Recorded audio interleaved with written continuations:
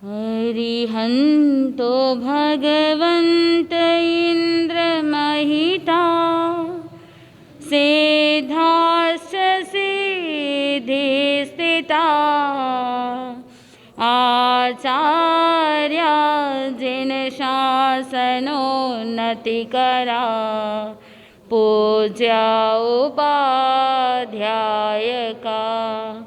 श्री सिद्धांत सुपाठका मुनिवरा रत्नत्रयाराधिका पंचैते परमेष्टिनं प्रतिदिनं कुर्वन्तु नो मङ्गलं कुर्वन्तु नो मंगलम।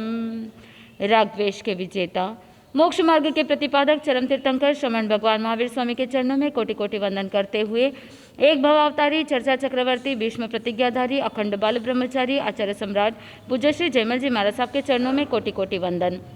जय गच्छाधिपति व्याख्यान वाचस्पति उग्र विहारी वचन सिद्ध साधक 12वें पटधर आचार्य प्रभु श्री पार्श्वचंद्र जी महाराज साहब मेरे अनंत आस्था के आयाम मम जीवन उद्धारक परम पूज्य गुरुदेव डॉक्टर श्री पदम चंद्र जी महाराज साहब के चरणों में कोटि कोटि वंदन करते हुए सभी गुरु भगवंतों के चरणों में वंदन करती हूँ। गुरुदेव की आज्ञा से आत्मबंधुओं, अनंत अनंत ज्ञानी सर्वज्ञ सर्वदर्शी तीर्थंकर प्रभु महावीर स्वामी जिन्होंने संसार के भव्य प्राणियों को जिनवाणी के माध्यम से आत्मा के साथ लगे हुए कर्म जंजीरों को तोड़ने का उपदेश दिया। ज्ञानी जन कहते हैं कि हर एक जीवात्मा जब तक मोक्ष की मंजिल को प्राप्त नहीं करती है तब तक कर्मों के माध्यम से कर्म के जंजीरों से जकड़ी हुई है, अकड़ी हुई है। ज्ञानी जन कहते हैं कि हर कोई व्यक्ति थोड़ी थोड़ी मात्रा में अकड़ रखता है और यही अकड़ व्यक्ति को पकड़ करके रखता है, जकड़ करके रखता है।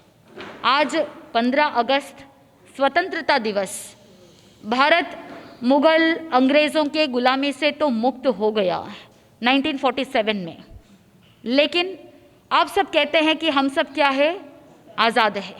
लेकिन चिंतन करने का विषय है, क्या वास्तव के अंदर हम आज़ाद हैं? क्या आपने अपनी आत्मा को आज़ाद कर दिया? कहने के लिए तो आप कहोगे कि दूसरों का जब अपने ऊपर शासन होता है तो उस समय आप कहते हो कि गुलाम हो गए हैं। सही बात है। आज तक 1947 से पहले भारत के जितने भी नागरिक थे उन्होंने अंग्रेज़ों की गुलामी की, कभी किसकी गुलामी की? लेकिन देश के वीरों ने अपनी जान का न्यौछावर करके, बलिदान दे करके उन्होंने भारत को स्वतंत्रता दिलाई।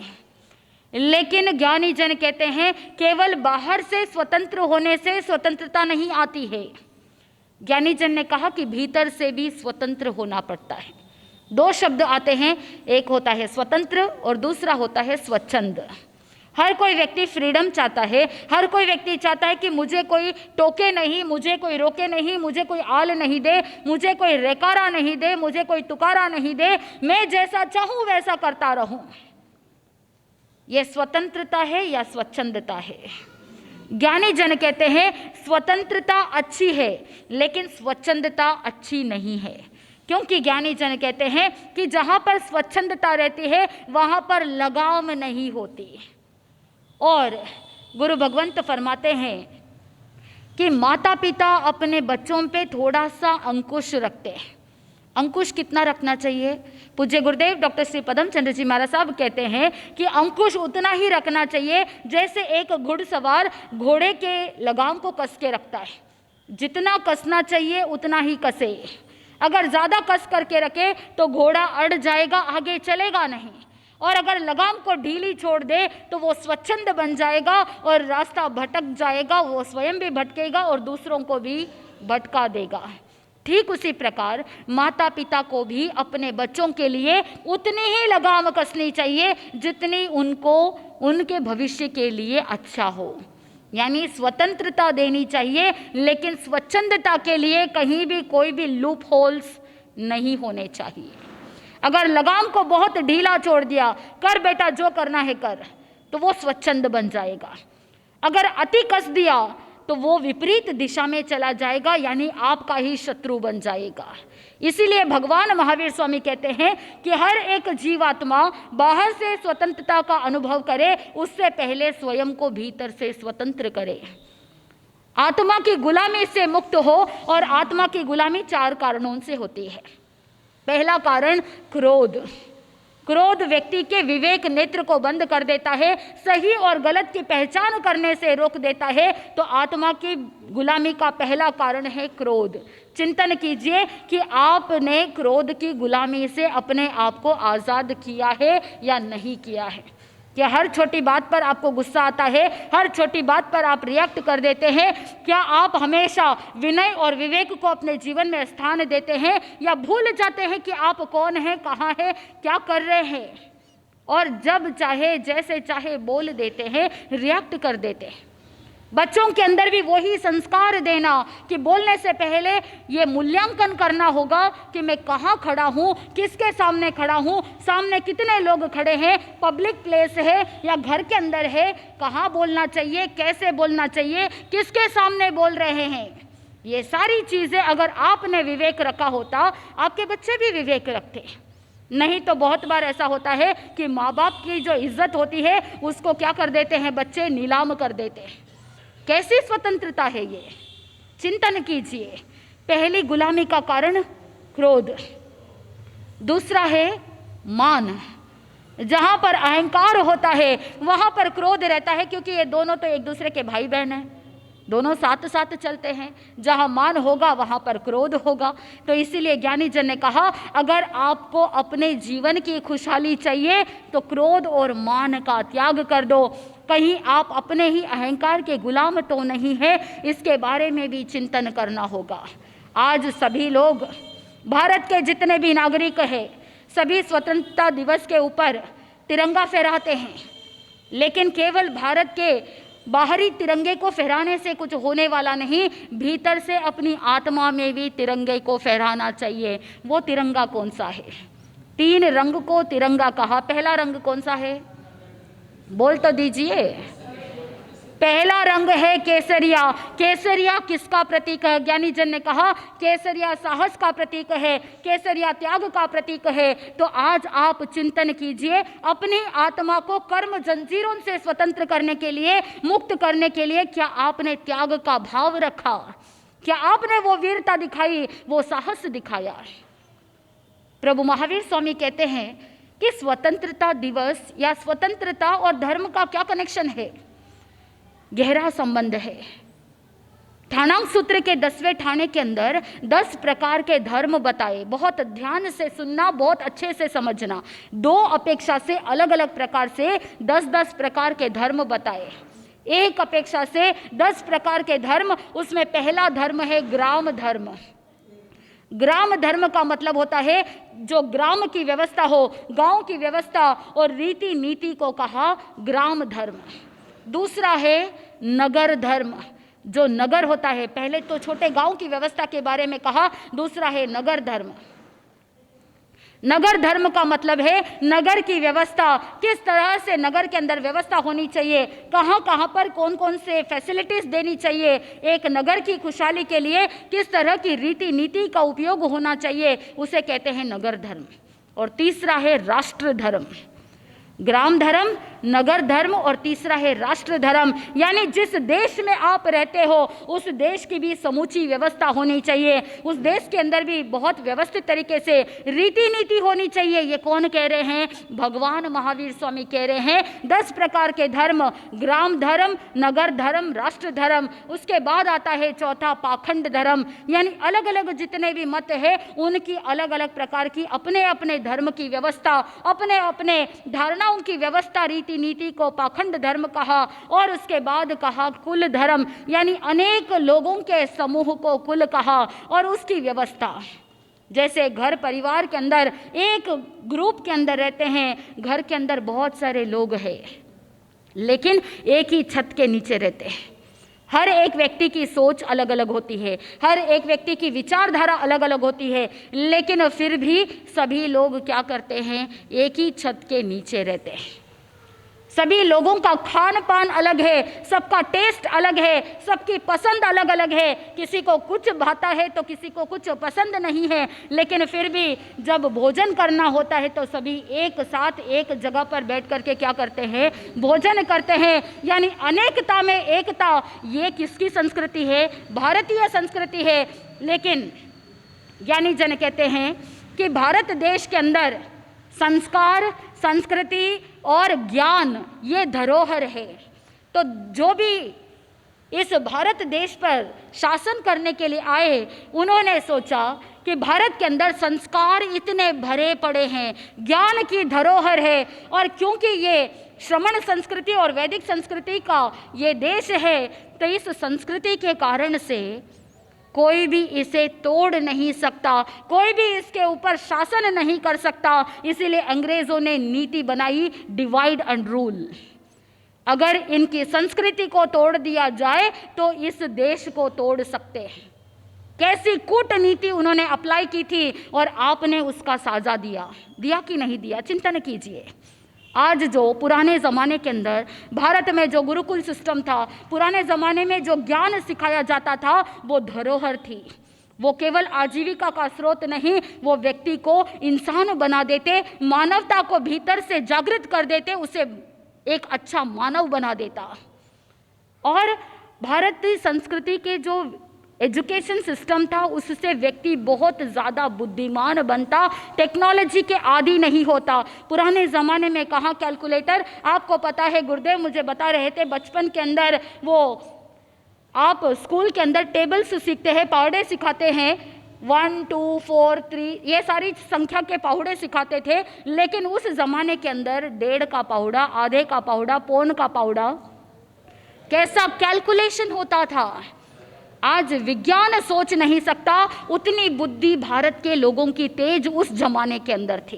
कैलकुलेटर की जरूरत नहीं, लाखों का हिसाब मुंह से ही कर देते, इतनी बुद्धि तेज थी। और इस संस्कृति को तोड़ने के कारण क्या हो गया है? डिपेंडेंसी बढ़ गई है। किसके ऊपर? लाचारी, मजबूरी आ गई है, टेक्नोलॉजी के आदी हो गए हैं। कैलकुलेटर के बिना तो 2 नंबर भी जोड़े नहीं जाते। सही बात है कि नहीं है? सही बात है।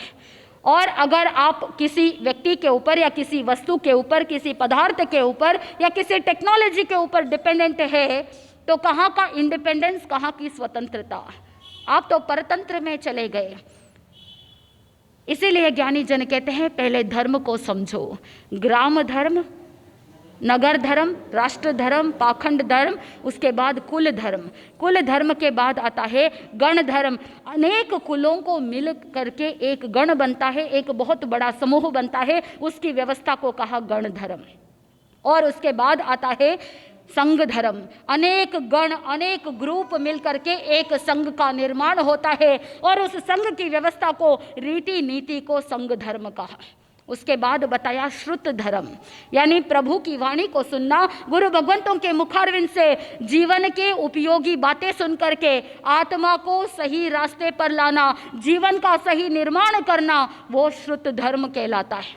और श्रुत धर्म से आगे बढ़ करके 9वां धर्म है चारित्र धर्म। जब आप धर्म की व्याख्या को समझ जाओगे, उसके बाद साधक त्याग की ओर अग्रसर हो जाता है, चारित्र की ओर अग्रसर हो जाता है। यानी पहले समूची व्यवस्था, व्यवस्थित तरीके से गांव के अंदर, नगर के अंदर रहना, राष्ट्र के अंदर रहना, उसके बाद धर्म आराधना करना, श्रुत धर्म और चारित्र धर्म का पालन करना, और अंतिम में 10वां धर्म आता है अस्तिकाय धर्म। यानी जो 5 अस्तिकाय है, धर्मास्तिकाय, अधर्मास्तिकाय, आकाशास्तिकाय, पुद्गलास्तिकाय, जीवास्तिकाय, ये 5 प्रकार के अस्तिकाय के स्वरूप को जानने के बाद लोक के स्वरूप को जानना और अपनी आत्मा में रमण करना, वो ही अस्तिकाय धर्म कहलाता है। अब चिंतन कीजिए कि स्वतंत्रता धर्म से कनेक्शन है या नहीं है। अगर देश के अंदर अशांति होती, अगर देश की सीमा पर आक्रमण होते, देश के अंदर हर जगह पर आतंक फैला हुआ रहता, तो क्या आप शांतिपूर्वक बैठ करके सामूहिक साधना कर सकते? धर्म आराधना कर सकते नहीं कर सकते। इसीलिए ज्ञानी जन ने बताया, पहले ग्राम धर्म नगर धर्म आदि करते हुए राष्ट्र की खुशहाली देखते हुए उसके बाद क्या करना, धर्म आराधना के लिए सहयोगी बनना है। इसीलिए चिंतन कीजिए कि अपनी आत्मा को स्वतंत्र बनाने के लिए जिस स्थान पर आप रहते हो वहाँ पर खुशहाली पहले होनी चाहिए। तो आत्मा की गुलामी से मुक्त होने के लिए 4 कारण बताए। उसमें पहला कारण है क्रोध, दूसरा है मान, तीसरा है लोभ। जहाँ पर लोभ होगा वहाँ पर सत्य ढक जाता है। मोह के कारण से मोह बढ़ जाता है, लोभ के कारण से। और चौथा है राग और द्वेष। जहाँ जहाँ राग द्वेष होता है वहाँ पर क्लेश होता है, वहाँ पर कलह होता है, और यही राग द्वेष विश्व शांति को भंग कर देता है। इसीलिए आज चिंतन करना है, बाहरी तिरंगे को फहराने से पहले मन के अंदर चिंतन करना, मैं अपने भीतर एक आत्मिक तिरंगा फहराऊं। केसरिया रंग त्याग और साहस का प्रतीक है। मन में ये शुभ चिंतन करना, मैं त्याग की ओर अग्रसर करूं, प्रतिदिन मैं कोई ना कोई छोटा मोटा त्याग व्रत प्रत्याख्यान ग्रहण करूं और ऐसी साहसता दिखाऊं, ऐसी वीरता दिखाऊं कि एक दिन मैं भी चारित्र धर्म को अंगीकार करूं, आत्मा को स्वतंत्र कर दूं। आज तक इस आत्मा ने कर्म जंजीरों के अंदर अपने आप को बहुत परेशान देखा है, बंधन को महसूस किया है। अगर बंधनों को तोड़ना है तो आत्मा को स्वतंत्र करना होगा और उसे स्वतंत्र करने के लिए कदम उठाने पड़ेंगे। और ये जैन धर्म वीरों का धर्म है। ये जैन धर्म कायरता नहीं सिखाता है। ये नहीं कहते हैं कि एक गाल पर कोई थप्पड़ मारे तो दूसरा गाल आगे कर देना, ये वीरता का लक्षण नहीं है। ज्ञानी जन ने कहा श्रावक धर्म का रीति नीति अलग है और साधु का धर्म अलग है। साधु रिएक्ट नहीं करते, साधु रिस्पॉन्ड नहीं करते, साधु तो सब कुछ सहन कर लेते हैं। लेकिन श्रावक धर्म के अंदर बताया, अहिंसा व्रत में भी बताया गया कि जो अपराधी है उस अपराधी को दंड देने के अंदर श्रावक क्या है, खुले हैं। भगवान ने ये नहीं कहा कि कायर होकर के एक जगह पर बैठ जाओ। अगर कहीं पर अन्याय हो रहा है, अत्याचार हो रहा है, अनीति हो रही है, नैतिकता के अंदर कोई रोड़ा डाल रहा है, तो वहां पर एक अच्छा श्रावक क्या करेगा, प्रतिकार करेगा और अपराधी को दंड देने के अंदर श्रावक खुले हैं। यानी आगार धर्म में आगार रखा गया कि स्वयं की रक्षा के लिए, परिवार की रक्षा के लिए, संघ की रक्षा के लिए, समाज की रक्षा के लिए, देश की रक्षा के लिए कुछ किंतु परंतु करना पड़े तो वहाँ पर अहिंसा व्रत में आगार रखा। क्योंकि श्रावक धर्म में मर्यादा सहित जीवन जीने की बात कही और ये भी कहा कि जो निरपराधी है उसको दंड नहीं देना चाहिए। इसी के अंदर जब चेटक राजा ने उनके शरण में आए हुए हल विहल कुमार को शरणागत की रक्षा के लिए उन्होंने क्या किया था, युद्ध किया था और केवल एक दिन के अंदर करोड़ों लोग मारे गए। हिंसा तो हुई लेकिन उनका व्रत भंग नहीं हुआ। अगर एक अच्छा राजा वही होता है जो अन्याय अत्याचार को सहन नहीं करता, अपराधी को दंड देता है ताकि राज्य के अंदर अराजकता नहीं फैले, अपराध वृत्ति ना फैले। इसीलिए अगर श्रावक को दंड देना पड़े तो वो खुले रहते हैं। चिंतन करने का विषय है। देश के अंदर जब भी जैन धर्म की बात आती है लोग सोचते हैं कि जैनी तो अहिंसा का पालन करते हैं, अहिंसा का पालन करते हुए वो रिएक्ट नहीं करेंगे, वो कुछ भी कहेंगे नहीं, इसीलिए वो जैनों के ऊपर जुल्म ढाते हैं। लेकिन चिंतन कीजिए, आप श्रावक वर्ग का धर्म अलग है, मर्यादित जीवन जीना है, अन्याय और अत्याचार को सहन करना भी हिंसा है। प्रभु महावीर स्वामी कहते हैं अन्याय और अत्याचार को भी सहन नहीं करना, क्योंकि बर्दाश्त करते हैं तो वो भी हिंसा है। अराजकता फैलने में अगर आप सहयोगी बनते हैं, अगर अपराध वृत्ति बढ़ने में अगर आप सहयोगी बनते हैं, राज्य के विरुद्ध काम करते हैं या चोरी चकारी जो भी होती है उसमें भी अगर आपका डायरेक्ट इनडायरेक्ट सहयोग होता है तो वो भी हिंसा है। और जहाँ जहाँ हिंसा होती है वहाँ पर आत्मा कर्मों के बंधन से बंध जाती है, भारी हो जाती है, तो स्वतंत्र कैसे होगी। इसीलिए थोड़ा सा साहस दिखाने की ज़रूरत है, चाहे घर के अंदर डोमेस्टिक वायलेंस भी क्यों ना हो, चाहे घर के अंदर घरेलू हिंसा भी क्यों ना हो, चाहे वो शाब्दिक रूप में हो या चाहे फिजिकल रूप में हो, किसी भी प्रकार की हिंसा को बर्दाश्त नहीं करना चाहिए। अहिंसा का पालन का मतलब ये नहीं होता कि आप गलत को सहन करो। अहिंसा का मतलब होता है कि जहाँ पर सुख शांति हो, जहाँ पर न्याय नीति हो, जहाँ पर प्रामाणिकता हो और जहाँ पर सच्ची शिक्षा हो, वही अहिंसा है। इसीलिए ज्ञानी जन ने कहा, श्रावक हमेशा विधेयात्मक अहिंसा का पालन करते हैं और साधु जो होते हैं वो निषेधात्मक अहिंसा का पालन करते हैं, यानी हिंसा करना नहीं, कराना नहीं और करने वाले को भला जानना नहीं। आत्मबंधुओं, धर्म के यथार्थ को समझिए, धर्म के गूढ़ रहस्यों को समझिए। आपका धर्म क्या कहता है, आपकी आचार संहिता क्या कहती है, आपकी न्याय नीति की शिक्षा क्या कहती है, उसके अनुरूप चलिए। कोई भी कुछ भी कह देगा और आप उसका पूंछ पकड़ करके आगे बढ़ते रहेंगे तो आप कहीं भी नहीं पहुंच पाएंगे। अगर अपनी आत्मा को स्वतंत्र करना है तो वीरता को जागृत कीजिए, एक वीर के समान, क्योंकि हम भगवान महावीर स्वामी के अनुयायी हैं, उन्होंने भी वीरता दिखाई थी, तो आप भी वीरता दिखाइए। दूसरा रंग कौन सा? सफ़ेद। सफ़ेद रंग शांति और पवित्रता का प्रतीक है। क्या आप अपने घर में शांति चाहते हैं? बिल्कुल चाहते हैं। अगर घर में शांति चाहते हैं, पहले भीतर से खुद स्वयं को शांत करना होगा। खुद अशांत रह करके घर का माहौल शांत रह जाए, ऐसा संभव नहीं है। इसीलिए आप चिंतन करो कि बाहर कहीं और शांति ढूंढने के बजाय पहले स्वयं को शांत बनाना सीखो और साथ में अपने आप को पवित्र बना लीजिए। कोई भी कार्य करते हैं तो एक बार चिंतन कीजिए, क्या इस कार्य से मेरा पुण्य बढ़ेगा या मेरा पाप बढ़ेगा या धर्म बढ़ेगा। क्योंकि पुण्य अलग है, धर्म अलग है और पाप अलग है। पाप करते हुए पाप को अगर धर्म मान लिया तो वहाँ पर हिंसा है, वहाँ पर मिथ्यात्व है। सही दृष्टि को रखते हुए, सही ज्ञान को प्राप्त करते हुए सही आचरण करेंगे, तभी साधक उत्तरोत्तर आगे बढ़ सकता है। तीसरा कलर हरा रंग। हरा रंग मैत्री और करुणा का प्रतीक है। इसीलिए जैन होने के नाते आप प्रतिदिन प्रतिक्रमण के अंदर बोलते हैं हर एक जीव के साथ मैत्री भाव रखना। लेकिन थोड़ा सा चिंतन कीजिए, पर्यूषण आ रहे हैं, आने वाले हैं। अगर साल भर में कभी भी किसी के साथ बोलचाल बंद है, किसी के साथ कोई मनमुटाव है, मैत्री की भावना नहीं है, जहाँ पर करुणा की भावना होनी चाहिए थी वहाँ अगर करुणा की भावना नहीं है, तो आज स्वतंत्रता दिवस के ऊपर चिंतन करना, मुझे अपनी आत्मा को स्वतंत्र करना है, इसीलिए मैं आज प्राणी मात्र के प्रति मैत्री की भावना रखता हूँ, प्राणी मात्र के प्रति करुणा की भावना रखता हूँ।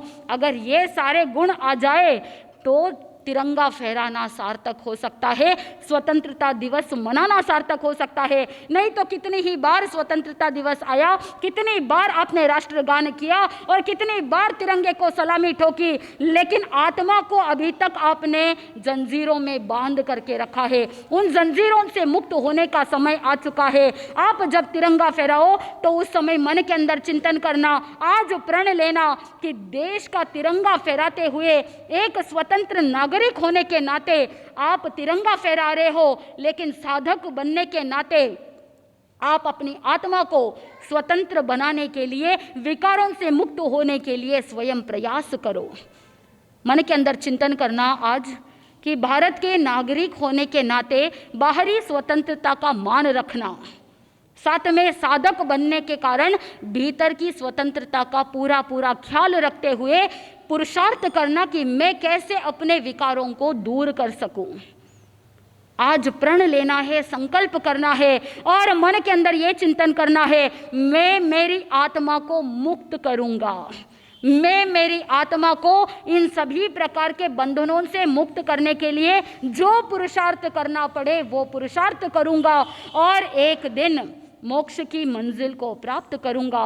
प्रभु महावीर स्वामी ने 30 वर्ष की उम्र में दीक्षा लेकर के सांसारिक सभी प्रकार के बंधनों से मुक्त होने के लिए रास्ता चुन लिया और 12.5 वर्ष तक भूख, प्यास, गर्मी, सर्दी, हर प्रकार के परेशानियों को, उपसर्गों को सहन करते हुए सारे जंजीरों को तोड़ दिया और अपनी आत्मा की स्वतंत्रता को प्रामुख्यता दी और केवल ज्ञान को प्राप्त करने के बाद 4 घाती कर्मों को क्षय करते हुए 4 अघाती कर्म क्षय करने के लिए पुरुषार्थ करते रहे और मोक्ष की मंजिल को प्राप्त करते हुए अपनी आत्मा को स्वतंत्र कर दिया।